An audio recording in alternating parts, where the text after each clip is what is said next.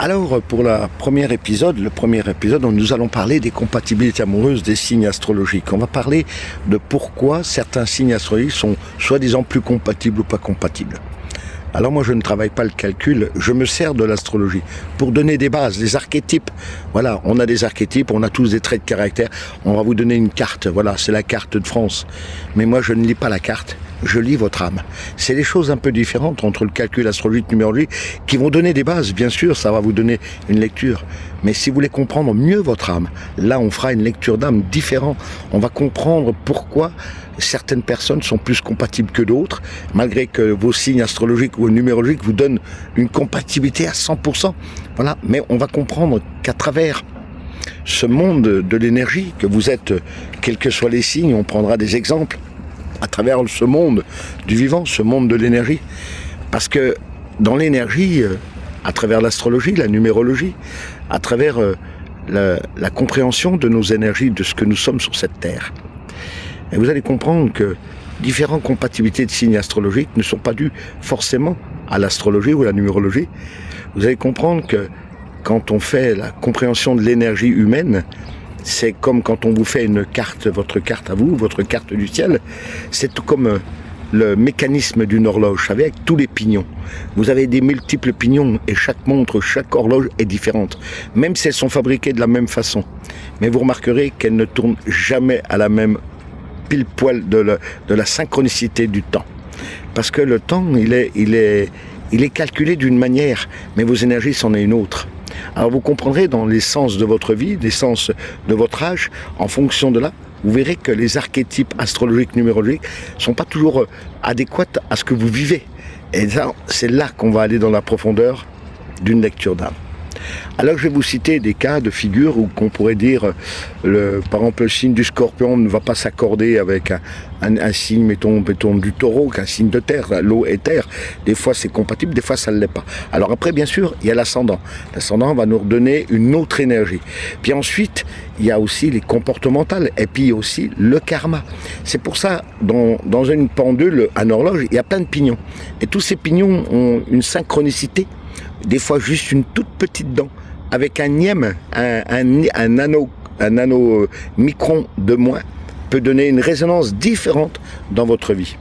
C'est là qu'on va comprendre que la mécanique du calcul astrologique et numérologique, c'est pas toujours juste. Ça vous donne une direction, mais pas la destination. Voilà pourquoi vous allez, à travers ces épisodes que je vais vous apprendre, comprendre, et vous pourrez venir me poser toutes vos questions pour comprendre ce quoi vous êtes. Au-delà des calculs de ceux qui vous font l'astrologie, la numérologie, ces choses-là, oui, ça vous donne une carte, mais comme je vous le répéterai jamais assez, ça donne pas la destination. Ça donne une ligne de conduite, oui, mais pas la destination. Parce que vous allez comprendre que votre énergie en tant qu'être humain, homme ou femme, on a des résonances différentes, on a un taux vibratoire différent. Et en fonction de notre âge, en fonction de notre qualité de vie, en fonction de ce que nous avons appris sur ce plan terrestre et nos plans karmiques, nos chemins vont être différents, malgré que votre archétype est toujours de ce sens-là. Vous pouvez être quelqu'un de très droit, très loyal, très bien, et vous verrez que votre autre signe, vous n'avez pas la même comptabilité. Pourquoi ? Car votre énergie fréquentielle ne vibre pas de la même façon, malgré que vous soyez compatible en astrologie, en numérologie.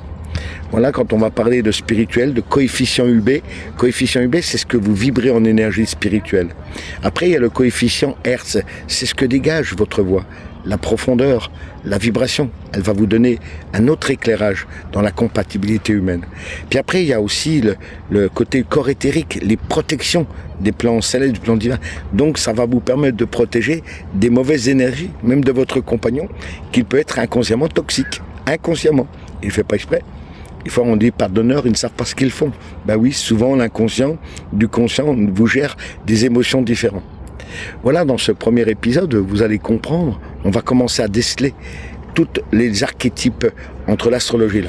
Et on fera des exemples, je vous donnerai des exemples dans les prochains épisodes. Vous allez comprendre que vos archétypes, oui, on est compatibles, mais on ne s'entend pas.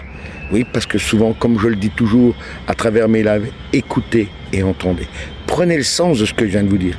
Écouter et entendre, c'est bien deux choses différentes. Regarder et voir. Regarder, ce n'est pas forcément voir. On voit, mais on ne regarde pas. Voilà, comme prenez le temps de vivre ce moment merveilleux. Vous voyez, moi je suis ici au bord de mer. Vivre l'instant présent, les énergies. Et quand vous comprendrez la liaison de votre vie entre le plan céleste et le plan terrestre, vous allez vivre profondément. Sur ce, je vous dis à très bientôt au 2e épisode dans la profondeur de la lecture d'âme. Nous allons passer à la renaissance du phénix.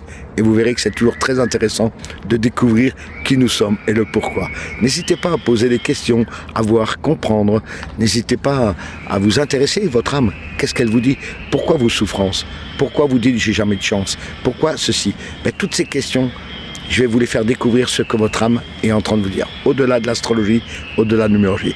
Au prochain épisode, à très bientôt.